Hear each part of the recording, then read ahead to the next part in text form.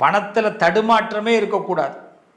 இது இந்த 2026 எந்த ராசிக்கு பெஸ்ட்டாக இருக்குது அப்படின்னு கேட்டால், 4வது இடத்திற்கு குரு பகவானுடைய வருகை மேஷத்திற்கு அமரும் பொழுது 7.5 சனி துவங்குற காலமாக இருக்கிறதுனாலையும், இந்த மேஷம் 7.5 சனி முழுமையாக சனி பகவான் வந்து உட்கார்றதுனால முதல் இடம் மேஷத்திற்கு, 2வது இடம் மிதுன ராசிக்கு.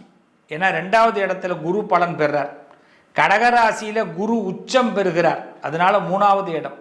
கன்னி ராசிக்கு 11வது வீட்டில் இருக்கிறார், அதனால கன்னி ராசி. விருச்சக ராசிக்கு 9வது வீடு, மகரத்துக்கு 7வது வீடு, மீனத்திற்கு 5வது வீடு. ஆக மேஷம், மிதுனம், கடகம், கன்னி, விருச்சகம், மகரம், மீனம், இந்த 7 ராசிக்காரர்களுக்கு கோடீஸ்வர யோகம் உறுதி. நிச்சயம் கோடீஸ்வரர்.